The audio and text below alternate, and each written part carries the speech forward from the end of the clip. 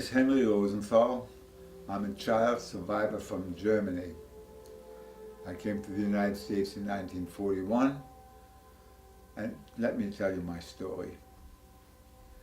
I was born in 1926 in a rather well-to-do family in Germany. My family has a long history in Germany. My mother's family came to Germany from Holland in 1613. They came through Holland, and we are Sephardic.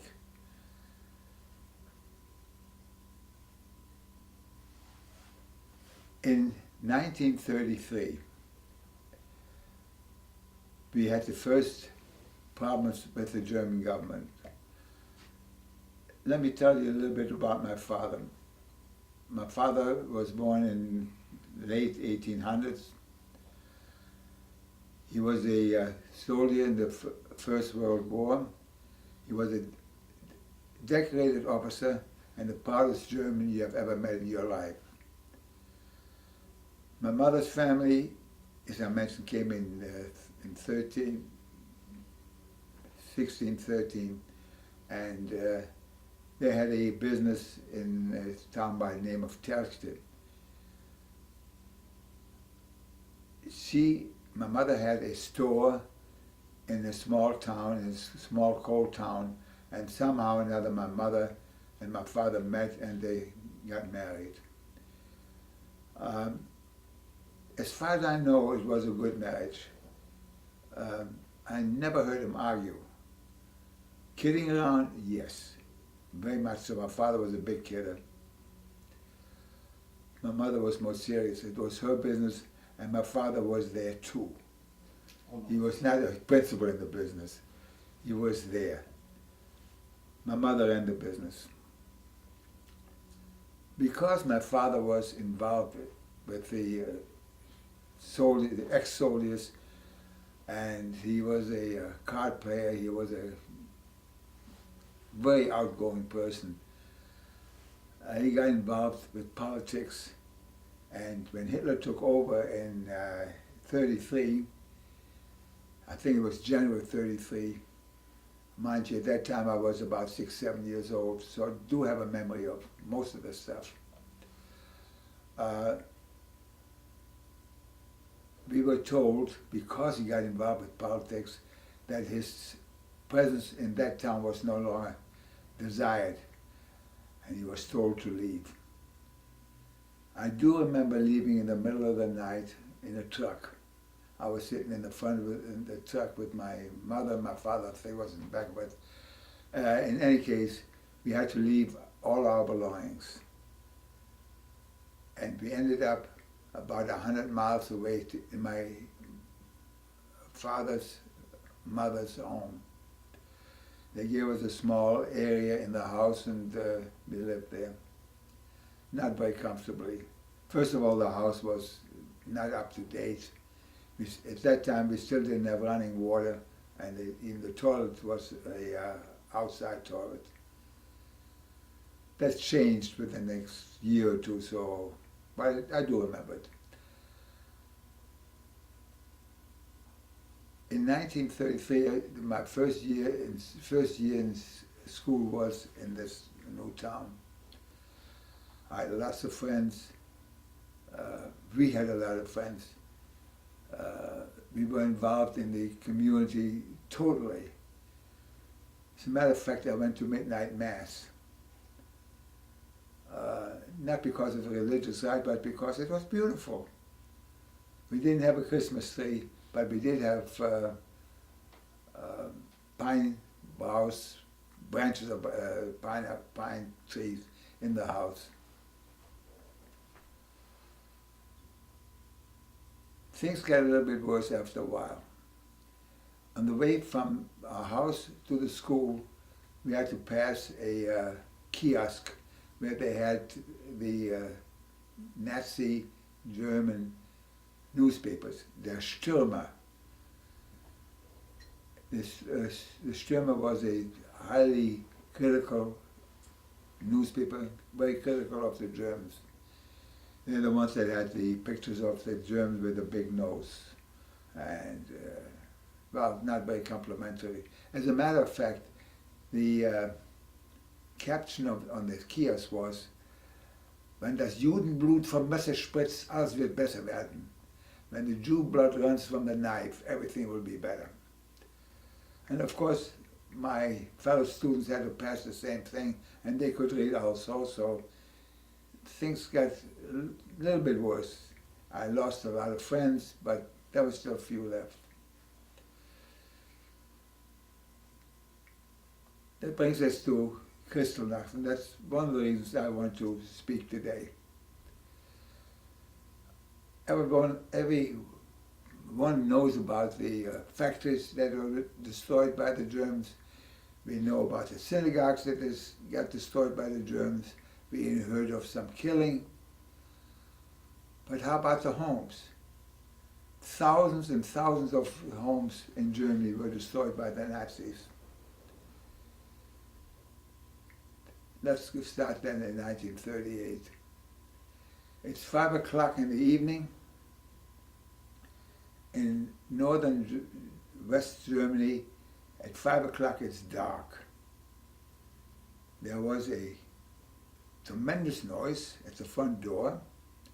It was kicked in by several people, and they come running into the house. We didn't expect it, we didn't know about it.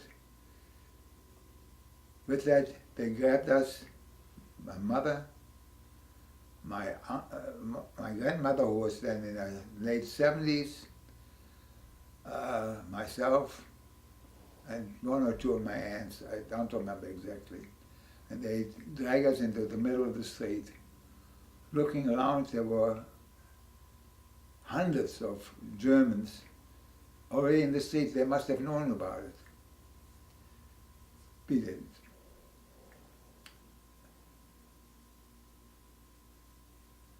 The next thing we noticed was that the big door was kicked in, front door was kicked in.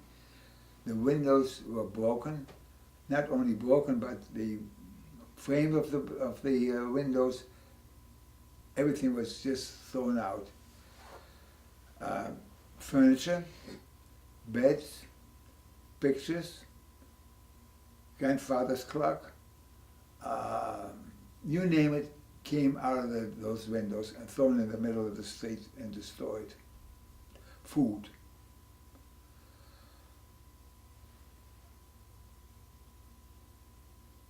While we were standing outside, my mother was annoyed by a fairly young man. I imagine he was in his 20s, 25 or so. He was annoying my mother. And I was obviously upset. So I lowered my head and I went for his clutch. With that, the policeman grabs me and throws me into jail. When I got into jail, I met my father there. I don't know much what happened to after that. I was told that they were able to salvage some of the bedding, but no food. And of course, the house was, you couldn't live in it. It had to be repaired. I didn't see that personally because I was taken the next morning with my father and 2 or 3 Jewish men that lived in the town. The whole town had 5 or 6 families, and we were all interrelated, cousins and etc. We went by a regular railroad car to a concentration camp known as Oranienburg. Oranienburg was later changed to Sachsenhausen. In Oranienburg, I was put with into a big hall, and there was an elderly man in there, and as I found out later, he was a judge, a German judge. What he had done wrong, I don't know, but he was a prisoner there as well. And the two of us got to be, well, we got to be buddies. I can't be a buddy with a 60-year-old man, but we got very friendly. We were given everything but food. The place was kind of cold, but it was tolerable. But they didn't give us any food. So after a day or so, this judge found the kitchen, and in front of the kitchen they had potato peels, raw potato peels, in garbage cans. And he made me eat it. I says, I can't eat that, that is dirty. How can I eat that, it's dirty? You eat it. I can't eat it. You eat it. And I ate it. I lived on those potato peels for 6 weeks. Raw, unwashed potato peels. After 6 weeks, they let me go because, first of all, I wasn't supposed to be there in the first place. They didn't know what to do with me. So they let me out of the concentration camp, and I'm from the concentration camp. I have no idea how I got to my aunt, but I did have an aunt living in Berlin, which is, I believe, was about 30 miles away from this concentration camp.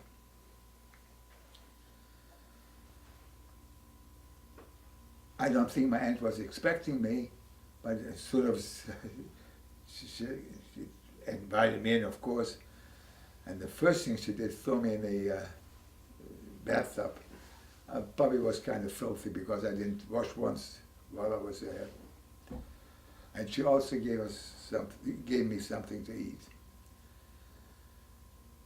We spoke for a little while, and then she wanted me to go to bed, and of course I was ready to, was tired. And she put a little plate of cookies alongside my bed, and then left me. I didn't go to sleep until I ate the cookies. I just couldn't let them sit there. I wasn't hungry, but I ate them anyway. I spent just a few days with them, then I took a railroad car back to where my mother lived. My father was not released with me, but he did get released about 2 or 3 weeks after I did. Because it wasn't the time that they kept the Jews in a concentration camp. It was just those people that were arrested at Kristallnacht.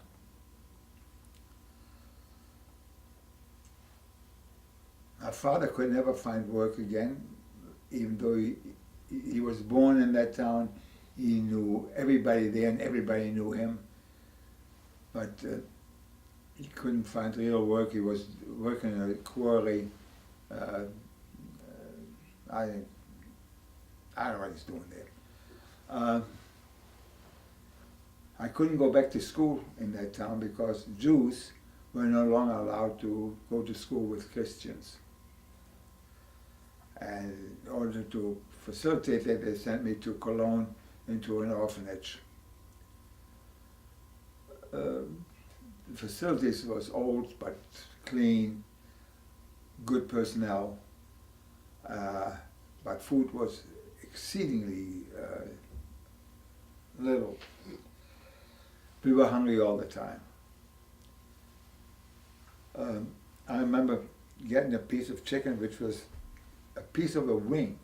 That was my chicken, which is as much as everybody else got. From the orphanage to the school that we had to go to was approximately, I guess, a mile. To get there, we walked, and invariably we were attacked by some German kids that had to beat up the Jews.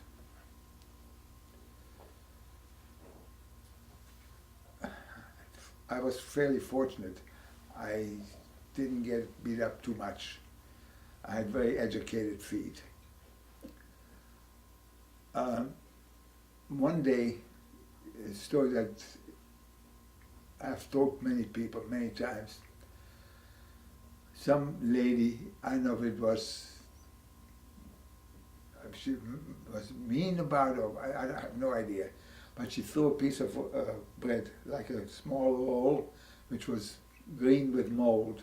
She threw that at my friend and myself. Oh, forgot to tell you, when we walked to school, was two 100 feet in between, another two, 100 feet, two, because we didn't want to have all the Jews working at the same time. Anyway, as we walked along, this woman threw that piece of bread at us. And this friend of mine, who's my friend, my best friend, we had to beat each other up over that piece of bread. We were so damn hungry. We were both bloody going to school. And we didn't realize actually what we were doing until we got to school. To this day, I will not throw out a piece of bread. My children will attend to that, and so does Beatrice. I can throw a steak away, it doesn't bother me. Bread? Nah.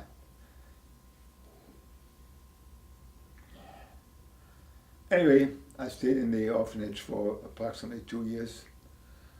I saw my parents once during that time, and that was because I had my bar mitzvah in the orphanage. And they came in the morning and left at night, and that was the only time I saw them. I spent approximately 2 years there.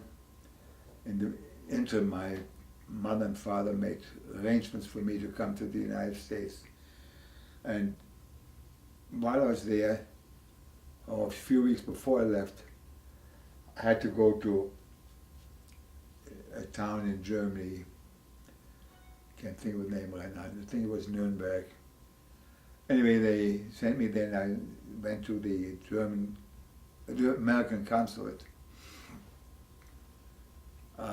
They interviewed me, and I had to have papers which my parents got for me, that I was never arrested before, that I was good character. And they had to get that from the German government, German local government.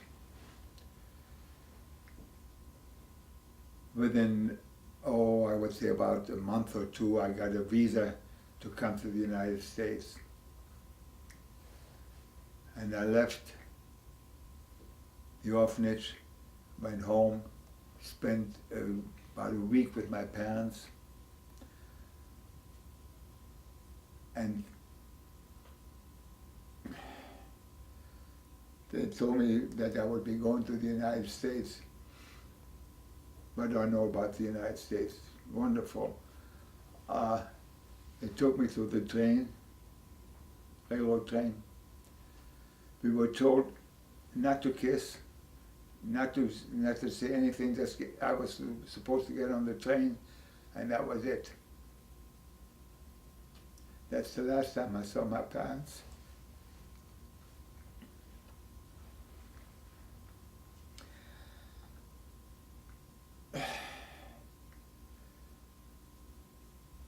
I went to high school, first junior high school in Atlanta, Georgia. And the peculiar thing was that when I was in Germany, it was the goddamn Jew. When I got to Atlanta, I was the goddamn German. Can't win. And of course, the German has to be beat up too. But the principal found out about it. He had a assembly in the, and he explained to the kids who I was and what I was doing there. And after that, that stopped. I made a lot of good friends there. In 1943, 1943, I was asked to come to the post office to meet somebody. I didn't know who it was, but I had to be there for an interview. When I got there, they led me to a room. There was a U.S. naval lieutenant, officer, I think it was lieutenant, an officer, and he interviewed me. He asked me a few questions, and I answered them, and then he said, no, Henry, that's not the way it was. Tell the truth. So I told him, yeah, this is exactly the way it was. In other words, he knew more about me than I did. He interviewed me, and as we were saying goodbye, he said, "You're a German national. We cannot draft you. You're an enemy alien. I strongly, very strongly suggest that you volunteer for the army," which I did.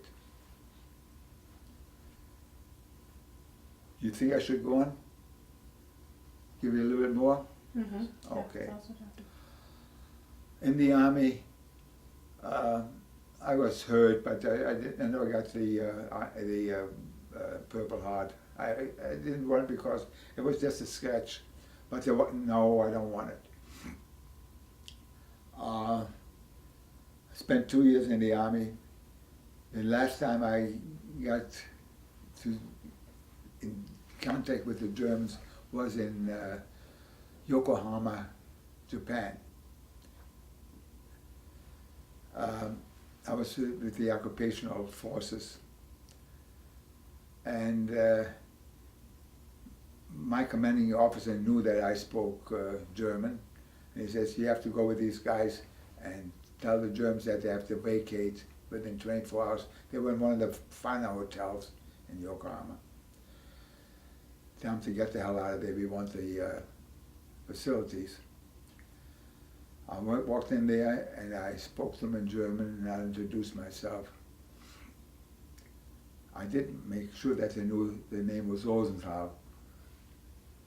And I hear in the background, "That goddamn Jew." Well, der verfluchte Jude. Well, that kind of got me angry, and instead of telling them to be out of there in 48 hours, they had 12 hours to get out. That's the last time I had any problems with the Germans. Came back to the United States in 45, 46, and went back to school. I got on the GI Bill. I was able to go to Georgia Tech, and went to a school in Montreal for a little while. Started to work as a engineer, draftsman, actually, as a matter of fact. And I guess I got a talent for something, which is design of machinery. And I went into business for myself, and I was fairly successful, thank God. And that's the story. I have 2 questions for you. One, why were you in an orphanage if your parents were still alive? I had to leave the town because I couldn't go to school. I think I mentioned it. Oh, because I couldn't go to a Christian school or German school, whatever you want to call it. And but they did have a Jewish school in Cologne, Germany, and that's where I had to go. Georgia. why Atlanta, Georgia? Why Atlanta, Georgia beats the hell out of me. A family you were staying with, or where did you stay? No. When I came to the States, as a matter of fact, we landed in New York, and I was at that time, 14 years old. I'm still on the ship. Everybody left the ship except 2 little boys are still on the ship. And I was with a contingency of 13 children, all Jewish children that came to the United States. That's one of the thousands that came here. And this 2 little boys, this other little boy and myself, are staying there. Everybody left. The passengers left the ship. The sailors left the ship. Just the 2 of us are there. And we were there, for quite a while, because when we landed there, the docks were full of people that knew somebody on the ship. Nobody asked for Henry. But somebody finally came and picked me up. It was a cousin of mine. And they put us in a hotel overnight. In fact, this lady, as I found out later, she fell in love with me. And she wanted to adopt me, but they wouldn't let her. In 2 days. Anyway, I was told that I have a relative that they thought I would go to, but for some reason or other, and I never found out why, they refused to take me there. There must have been something with them that they didn't like. And they sent me to Atlanta, Georgia, and there was a Jewish-Russian family that took me in. Took me in because they got paid. They were nice enough people. They had a son who was younger than I was. To be polite, it was a filthy place. It was. I came from the Germans were fairly clean. Certainly my mother and father were. And it was difficult to stay there. But I stayed with them for a few months, and then I met somebody on the outside. I don't know if I should mention it or not, but she was not the nicest lady in the world as far as morals are concerned, if I may say so. But she was a sweet woman, and she was about 10 years older than I was. But for some reason or other, she took a shine to me, and I lived with her platonically as brothers and sisters, so to speak. What happened to her afterwards, I have no idea. Anyway, I got out of there, and I didn't have to pay her, but I did have to pay the people that were supposed to take care of me. And I joined the army after that, and that's... And did you ever speak with your parents again? No, I never saw I always had the hope that I would see them again. No. They were killed in 1943 in a concentration camp. As I understand, and I got this from a cousin, he happened to meet them as they got off the railroad car. He says, my father and mother were told, that's what he tells me, you go there and your wife goes over there, and then he said, your wife is going to be dead within 2 hours. And that's the last time my father ate, as he tells it to me. He, for all intents and purposes, he committed suicide. He didn't work, he didn't eat. And that's the story of my parents. And one of the reasons I'm here, speaking to you, is because I want the world to know what happened from somebody who went through it, not the way my girlfriend did. I mean, her story is much worse. In particular, since for a young boy, most of it is an adventure. Believe it or not, it's an adventure. It's not anything that's sad, or you don't think about it as that. It's an adventure. Anything else? No, that's beautiful. Thank you so Thank you. much. Thank you.